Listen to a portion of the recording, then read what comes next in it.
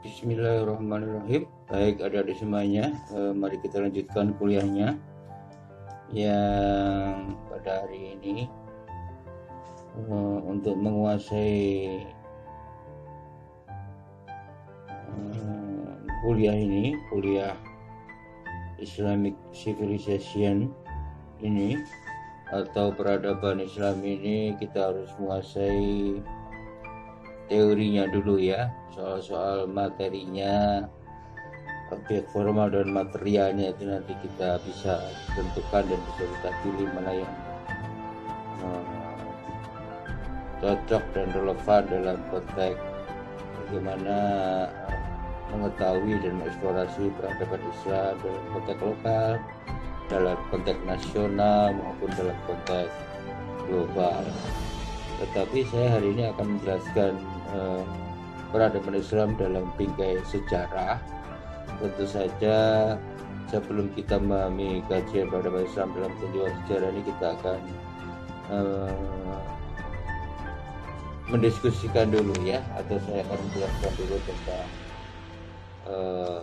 teori sejarah gitu ya. Jadi kalau kita amati dan teliti atau kita baca dari berbagai buku sejarah, termasuk buku saya sendiri tentang sejarah, yaitu The History of Java, sejarah perjumpaan agama-agama di Jawa, yang terbit tahun 2005. Tidak tahu sekarang bukunya masih atau enggak itu ya. Buku itu sangat laris sekali dulu. Itu saya pernah menulis tentang sejarah Jawa, terutama yang kami beri judul bukunya The History of Java ini, kayak bukunya Raffles ini. Tetapi pada pendekatan aspek peradaban agama-agama di Jawa ini, bagaimana mereka tumbuh dan saling berinteraksi sehingga membangun peradaban Jawa dalam konteks lokal itu ya. Itu saya banyak menulis tentang apa itu sejarah, bagaimana pengertiannya, lalu pendekatan apa yang digunakan, sehingga melahirkan beragam teori tentang sejarah. Jadi yang jelas sejarah ini, untuk menulis peradaban Islam ini, kebanyakan para pakar menggunakan pendekatan sejarah ini. Sebenarnya sejarah ini kalau kita memahami Al-Quran itu kan, saya lupa ayatnya itu kan, sejarah itu bisa menjadi pelajaran di masa depan. Jadi kalau kita bersejarah sejarah itu, kalau kita bicara masa lalu, masa kini yang kita sedang bersejarah, dan masa depan yang sedang memperhatikan sejarah gitu ya. Jadi peristiwa masa lalu itu bisa menjadi pelajaran yang berharga bagi masa depan manusia, peradaban manusia, kehidupan umat manusia itu. Belajar sejarah, hikmah, pelajaran yang bisa kita ambil gitu ya, yang sesuai dengan Al-Quran. Makanya kemudian Presiden Soekarno juga menulis dan berbicara tentang jas merah, jangan sekali-sekali melupakan sejarah. Baik, akan saya uraikan sekilas saja ya penjelasan tentang teori sejarah ini, karena kita bicara sejarah itu sebenarnya bicara masa lalu, tapi masa lalu itu mau diapakan dan bagaimana masa lalu diketahui, tentang untuk apa masa lalu itu. Saya membagi teori tentang sejarah dalam buku itu, dan juga dalam berbagai kesempatan kuliah itu, menjadi 3 saja ya. Yang pertama adalah sejarah itu berjalan linier ya. Jadi masa lalu itu dan gerak kehidupan umat manusia dan peradabannya itu bergerak linier, artinya bergerak lurus, ada fase-fasenya gitu.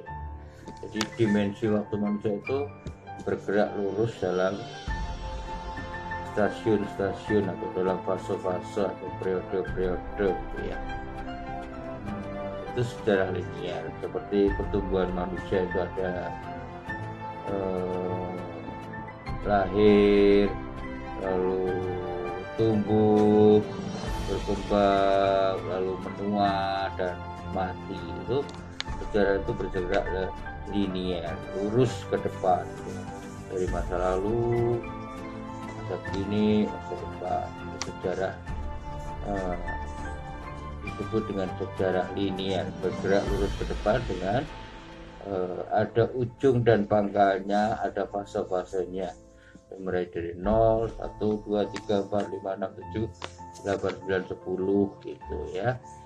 Jadi kalau banyak menulis tentang sejarah peradaban Islam itu ada peradaban zaman Nabi Muhammad dan Khulafaur Rasyidin, zaman Muawiyah, zaman Abbasiyah, zaman Turki Utsmani, puncaknya, lalu kemunduran, lalu zaman kebangkitan Islam gitu ya.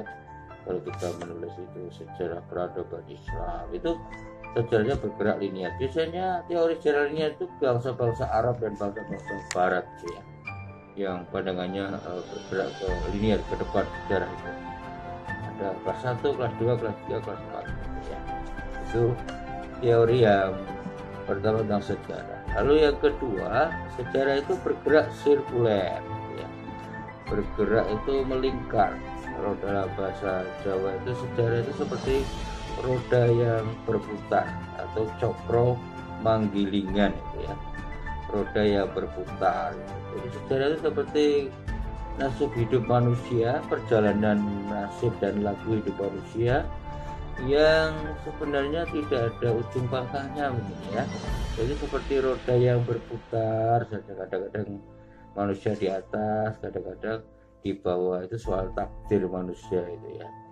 Yaitu sejarah linear ini biasanya sejarahnya itu sangat terkait dengan ketergantungan manusia terhadap alam, harmoni terhadap alam gitu ya. Makanya perjalanan sejarah manusia itu bersifat linear, siklus gitu ya.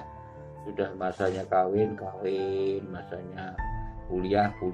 Itu kayak orang Jawa ini kebanyakan menganut sejarahnya sirkuler, siklus gitu ya.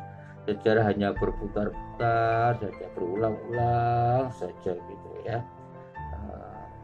Kalau bulan April orang Jawa nanam padi, semuanya nanam padi. Besok lagi tahun depan nanam padi. Itu sejarah berputar-putar, siklus musimnya gitu ya. Kita menganut sejarah sirkuler juga di Jawa terutama, atau bangsa-bangsa India, Hindu itu juga pandangannya sejarah ya, sejarahnya sirkuler. Sejarah itu seperti roda cakra ya, berputar-putar mengulang-ulang saja, yang tidak ada ujung pangkalnya. Makanya di dalam doktrin Hindu itu ada reinkarnasi, lahir kembali. Seorang ayah mati nanti melahirkan anaknya yang seperti ayahnya, itu namanya reinkarnasi fisik. Nanti reinkarnasi rohnya, jiwanya itu.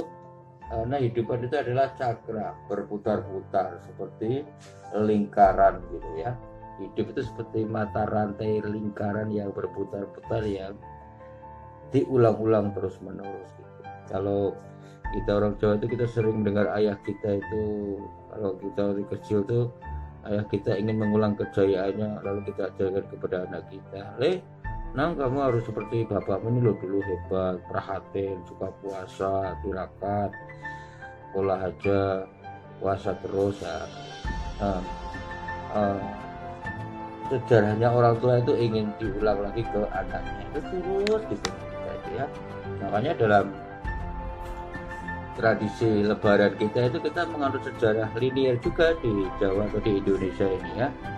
Kita sudah di Jakarta bergerak ke barat, maju gitu kan, jadi orang kaya, pintar, profesor, dokter, jadi pejabat, jadi menteri gitu.